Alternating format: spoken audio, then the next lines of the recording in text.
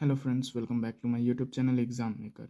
तो हम लोगों ने पिछले क्लास में देखा था कि Indian civilization and culture chapter 1, जिनके राइटर महात्मा गांधी हैं, और उनका जो जन्म हुआ था वो 2 अक्टूबर 1869 एट पोरबंदर इन गुजरात में हुआ था। और उनका जो देहांत हुआ था, वो जो डेथ किए थे 13 जनवरी 1948 इन कंपाउंड ऑफ बिरला में उनका देहांत हो गया था। और महात्मा गांधी को हम लोग फादर ऑफ नेशन के नाम से भी जानते हैं। तो Mahatma Gandhi is now as father of nation.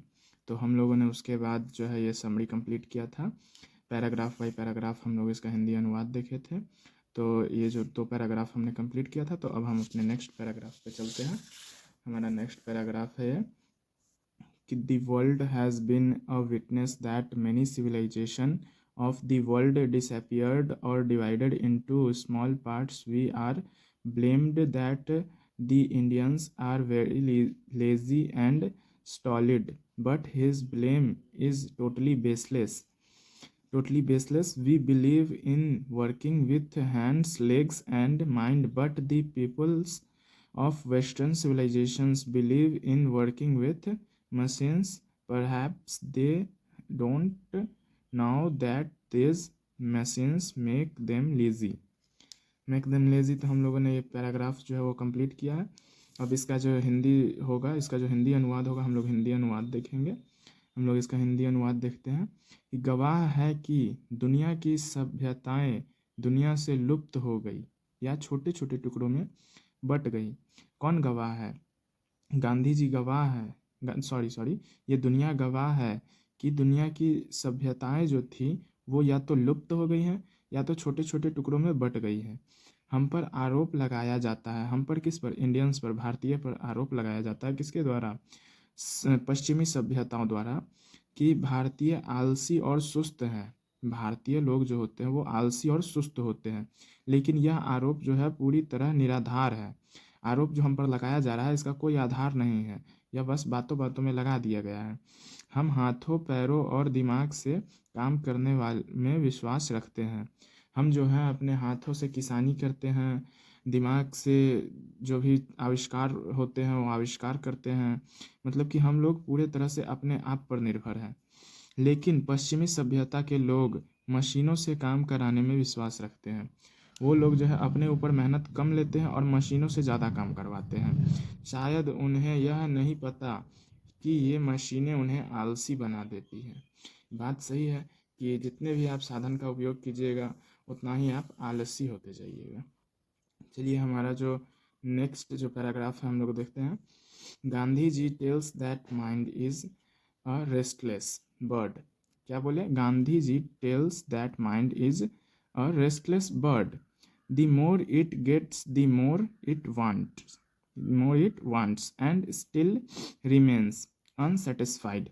With the helps of this, he wants to tell us that mind never gets satisfied.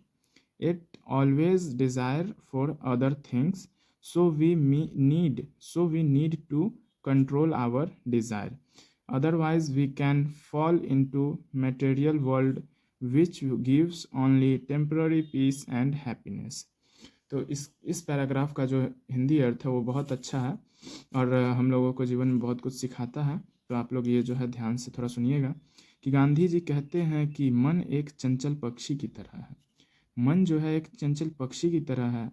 जितना अधिक वह चाहता है उतना ही असंतुष्ट रहता है। हम लोगों के जीवन में जो है एक परेशानी आमतौर पर हर व्यक्ति के जीवन में आती है कि व्यक्ति एक स्तर पर जाके सोचता है कि इतना बहुत कम है और चाहिए। तो ये जो चाह है सो हर व्यक्ति के मन में है। एक जो भिखारी होता है वो सोचता है कि मैं एक सामान्य वर्ग का मनुष्य बन जाऊं, मेरे पास थोड़ा सा धन आ जाए, मैं अच्छा खा लूं, मैं अच्छा पहन लूं। जो अच्छा खा रहे हैं, जो अच्छा पहन रहे हैं, वो चाह रहे हैं कि मैं और अच्छा खाऊं, मैं और अच्छा पहनूं। मतलब कि जो जितना पे है उससे और अधिक सोचता है और असंतुष्ट रहता है। हमेशा हर व्यक्ति असंतुष्ट रहता है।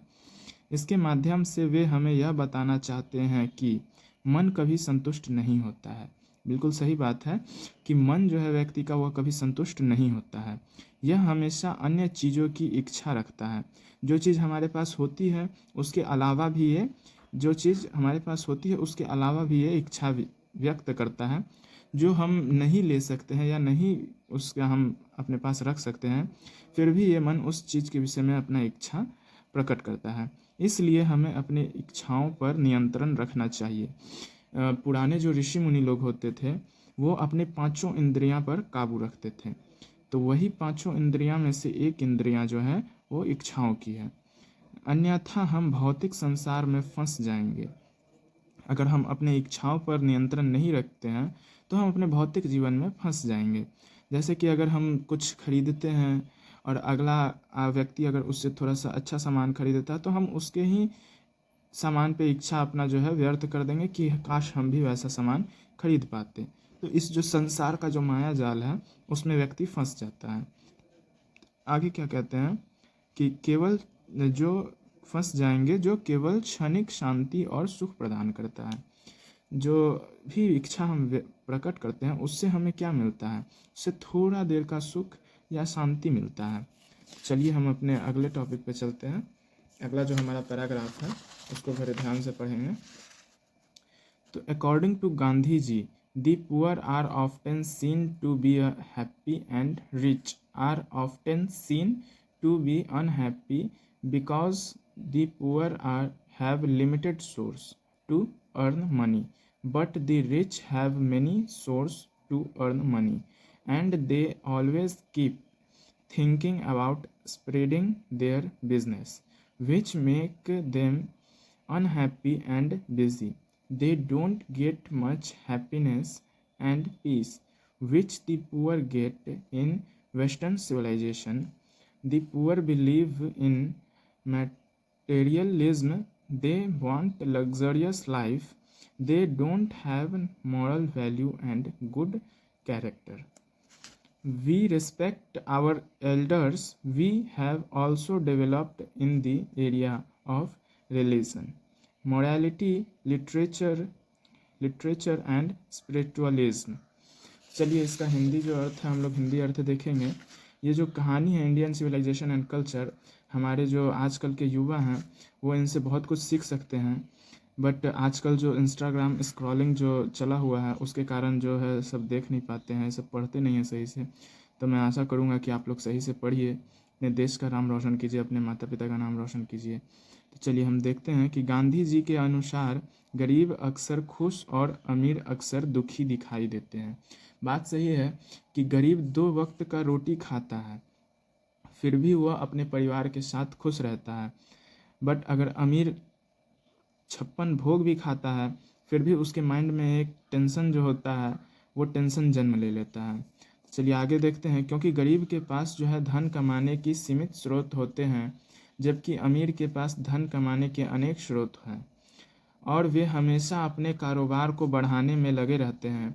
अमीर जो है सो हमेशा अपने कारोबार को बढ़ाने में लगे रहते हैं और गरीब के पास कमाने के लिए सिर्फ मिनिमम सोर्स ऑफ इनकम रहता है। तो इसी कारण जो है गरीब जो है एक ही चीज़ पर डिपेंड रहते हैं और जितना आता है उसी में खाते हैं और खुश रहते हैं।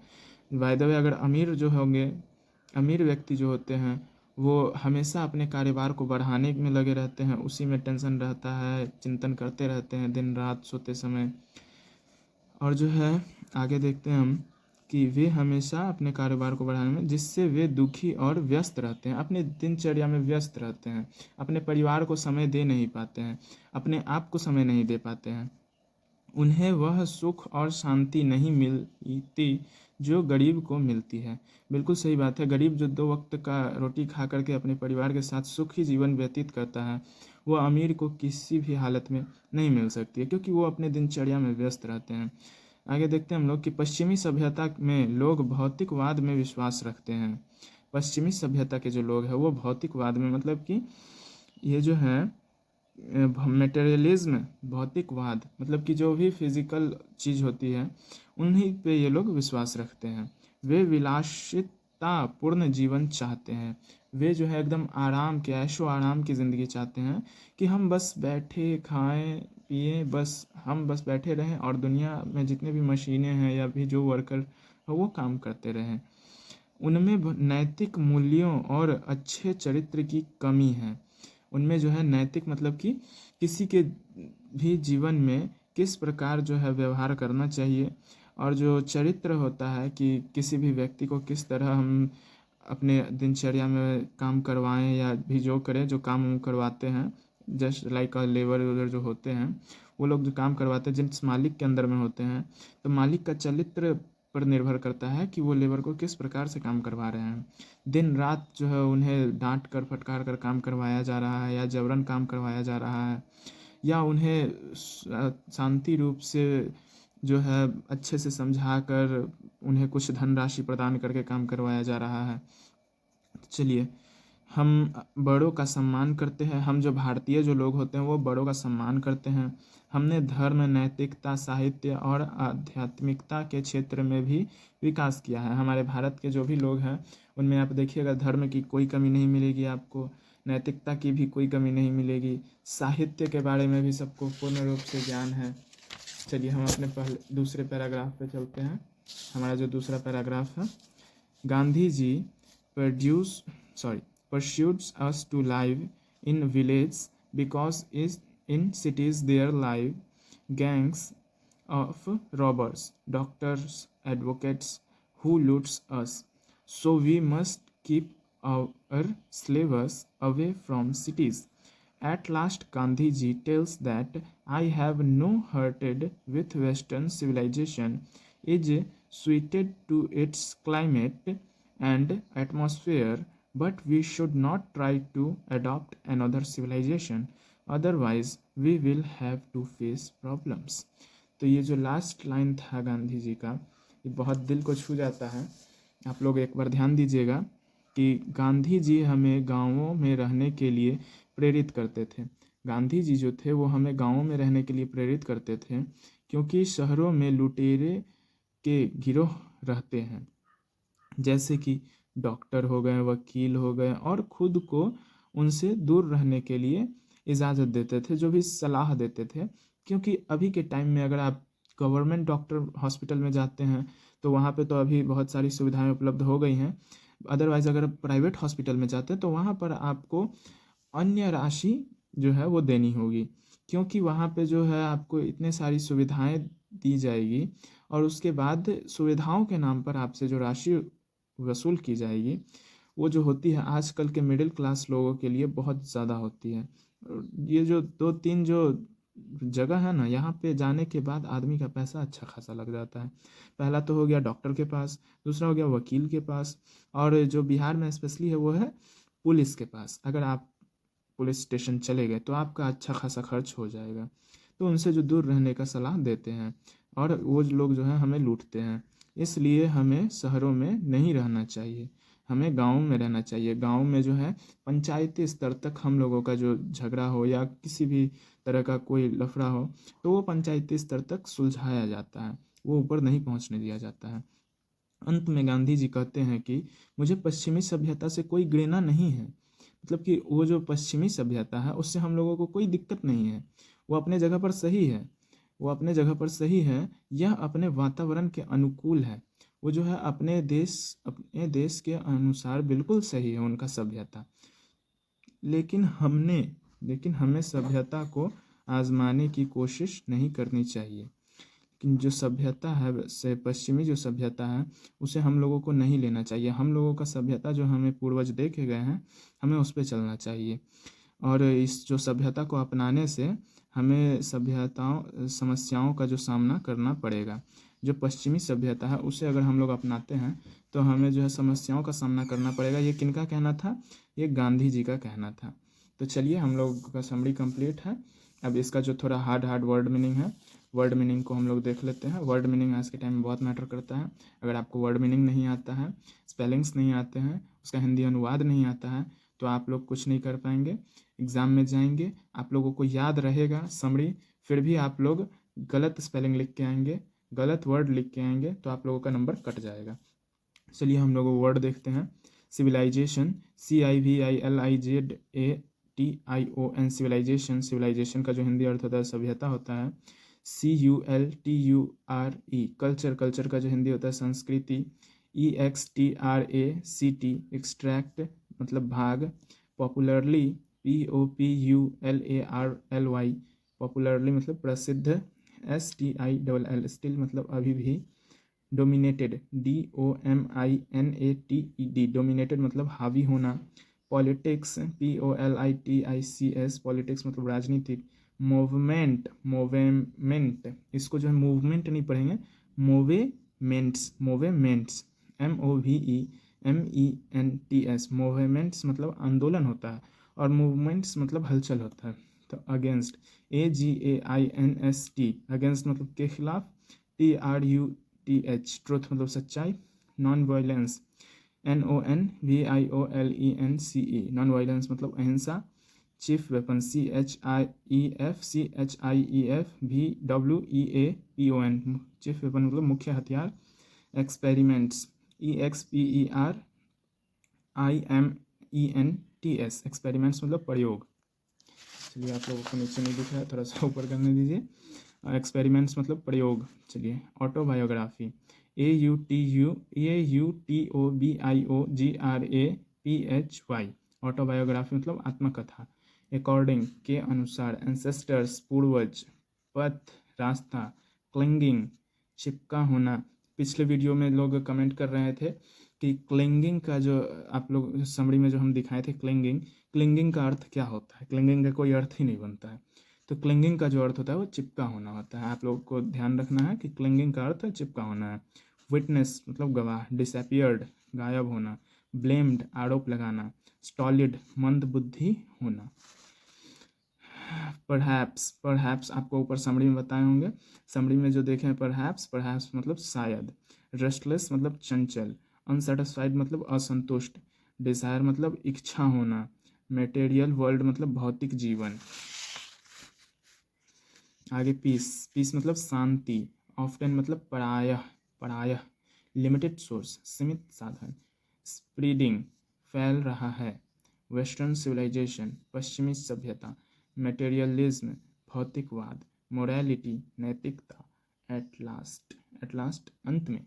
तो चलिए आज हम लोगों का जो है इंडियन सिविलाइजेशन एंड कल्चर का समरी जो है कंप्लीट हुआ।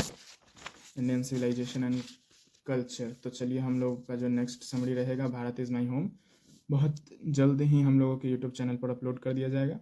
अदरवाइज़ वीडियो को लाइक कीजिए, चैनल को सब्सक्राइब कीजिए, और वीडियो पर कमेंट करना ना भूलें। चैनल को सब्सक्राइब करके बेल आइकन को दबा के रखिए, क्योंकि जब भी हमारा वीडियो अपलोड हो तो घंटी सबसे पहले आपकी बजे। धन्यवाद।